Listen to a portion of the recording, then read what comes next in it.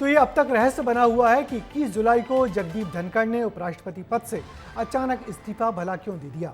क्या नाराजगी थी सरकार और धनखड़ के बीच, जो बिना किसी औपचारिक विदाई के उनको राज्यसभा से विदा कर दिया गया। क्या विपक्षियों से ज्यादा मेल मुलाकात धनखड़ को महंगी पड़ी, या फिर जस्टिस वर्मा महाभियोग पर की गई उनकी जल्दबाजी ने ही उनसे पद छुड़वा दिया। क्या कुछ घटा उस दिन और क्या रहा ट्रिगर पॉइंट जगदीप धनखड़ के पद छोड़ने का, इस रिपोर्ट में विस्तार से देखिए।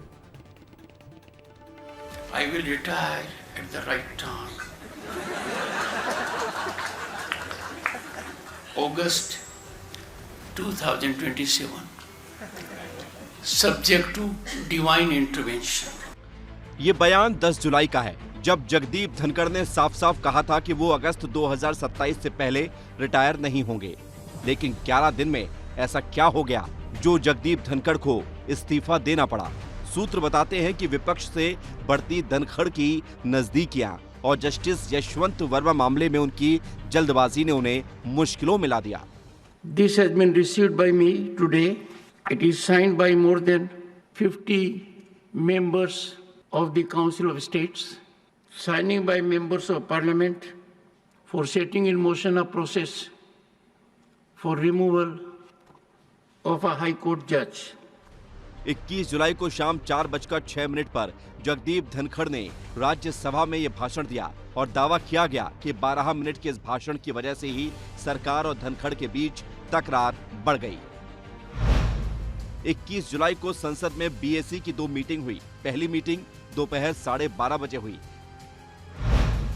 जिसमें जेपी नड्डा और संसदीय कार्य मंत्री किरेन रिजिजू शामिल हुए। उसके बाद दूसरी मीटिंग शाम 4:30 बजे हुई, जिसमें ना तो नड्डा आए और ना ही किरेन रिजिजू। और इसी के बाद से कयास शुरू हो गए कि सरकार और उपराष्ट्रपति के बीच सब कुछ ठीक नहीं है। बीएससी की बैठक से जैसे ही जेपी नड्डा और किरेन रिजिजू ने किनारा किया, वैसे ही चर्चा आम हो गई कि सरकार और जगदीप धनखड़ के बीच तनाव काफी बढ़ गया है। हालांकि जेपी नड्डा ने यह साफ जरूर किया कि उन्होंने अपने मौजूद नहीं होने को लेकर के सूचना पहले ही जगदीप धनखड़ को दे दी थी। मॉनसून सत्र की शुरुआत से पहले 3 बार बीजेपी नेताओं की उपराष्ट्रपति के साथ मीटिंग हुई थी। इस मीटिंग में जेपी नड्डा और किरेन रिजिजू भी पहुंचे थे। केंद्रीय मंत्री अर्जुन राम मेघवाल ने भी उपराष्ट्रपति से मुलाकात की थी और ये बताया था कि सरकार लोकसभा में जस्टिस यशवंत वर्मा और जस्टिस शेखर यादव के खिलाफ महाभियोग प्रस्ताव लाने वाली है। लेकिन सरकार के प्रस्ताव से पहले ही राज्यसभा में जगदीप धनखड़ ने विपक्ष के प्रस्ताव को स्वीकार कर लिया और पासा उल्टा पड़ गया। राज्यसभा के पटल से विपक्ष के प्रस्ताव के ऐलान के बाद बीजेपी बैकफुट पर आ गई। आनन फानन में राजनाथ सिंह के घर पर मीटिंग हुई, जिसमें कागज पर बीजेपी सांसदों के दस्तखत लिए गए और सूत्र बताते हैं कि इस मीटिंग में यह तय हुआ कि बीजेपी राज्यसभा में धनखड़ के खिलाफ अविश्वास प्रस्ताव भी ला सकती है।